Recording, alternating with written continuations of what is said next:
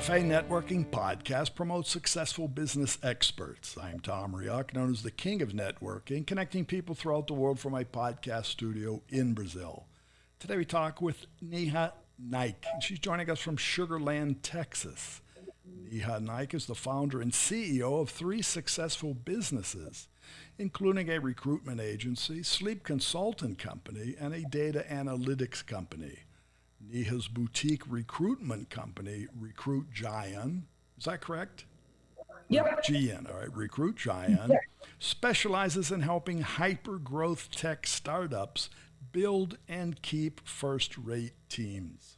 So Neha, what is the role of artificial intelligence in recruiting and retaining top talent?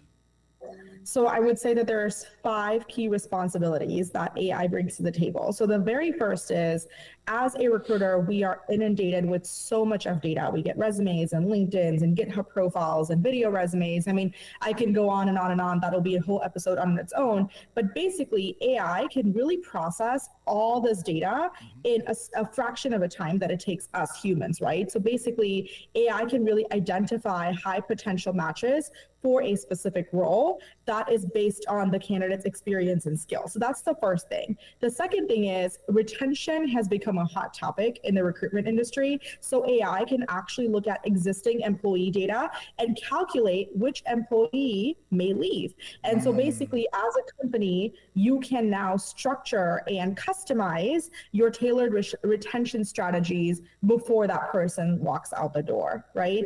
The third thing is bias elimination, right? With the DE&I initiatives and the rise of that, a lot of companies are using AI to really eliminate unconscious biases, right? This typically is like the person's name, maybe their pictures on the resume, etc. So AI can take care of all of that.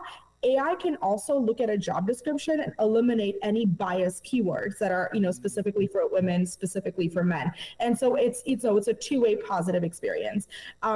Fourth is personalized learning and development, right? So I think for existing employees, and especially with so many, I think technology is moving so much faster than we are as humans. And so there's definitely a crucial need for upskilling and reskilling. So AI can look at your existing employees and really tell you, who can upskill and reskill so that they can be a better asset for your business, right? Instead of hiring brand new talent all the time.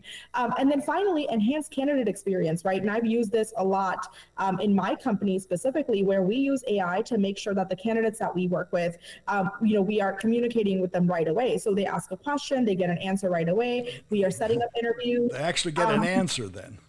They actually get an answer. Yeah, I mean, if it's something general, right? If it's something very specific, then of course I go in or my team member goes in, but something very general, like what time is my interview tomorrow? It'll tell you it's a Zoom link from 10 a.m. to 11 a.m. Central.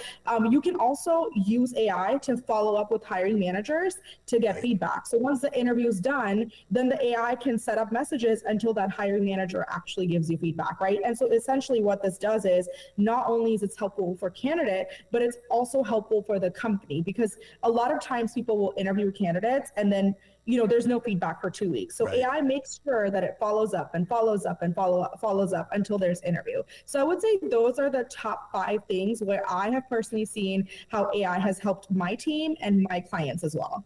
Yeah, because things haven't become easier. Now, life has become more complex. And really, I don't want to say to weed through, but that wouldn't be correct. But to digest all of the information is massive. But of everything that you mentioned, I do see 2 that sort of stand out to me. The bias elimination, but also the upscaling, because many times, from my experience with companies, we sort of overlook the people we already have. And, gaps arise and we not be as a leader within a company. I may not be aware of that. And sort of the retention is to keep what you have. Exactly. And I think that's the biggest thing, right? If you can really respect your employees and provide them with personal or professional development opportunities, they are going to stick with you because they know that you really care for their future, right? And so having an AI bot in your corner to tell you like, hey, this person's certification is expiring, right?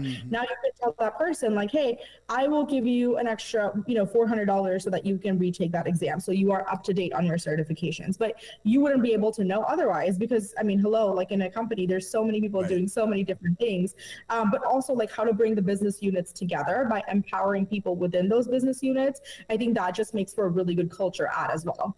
Well, your clients are the companies, correct? Correct. My clients are tech startups, pre-seed to Series E. And then my clients are also candidates who are looking for roles within the tech world.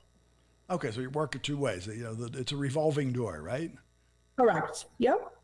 And you're in a prime location because Texas has become or is becoming, some mentions, is it the Silicon Valley? Is it the new Silicon Valley? But I've seen that is happening. The concentration of companies and startups can start up anywhere basically today. But the communication hub is really where you need to be.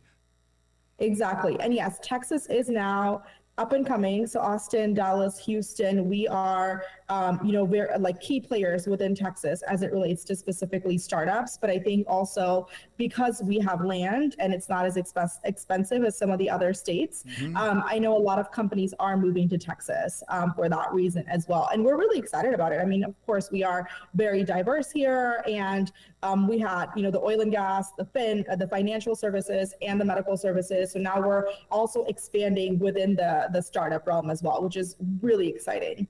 Very good. So a very promising future. Yes, definitely. So Neha, how can our listeners find you? Yes, they can visit me on LinkedIn. My name is Neha Naik.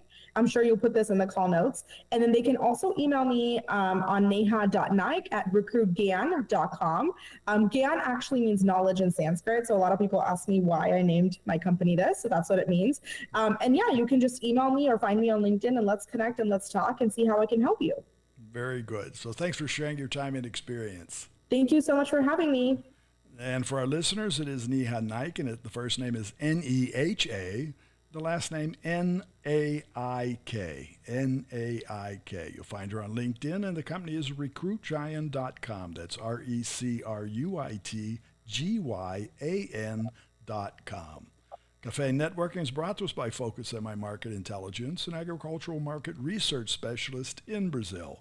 More information at focusmi.com. Talk to Tom, talk to the world. Thanks for listening. Until the next time here at Café and Networking Podcast.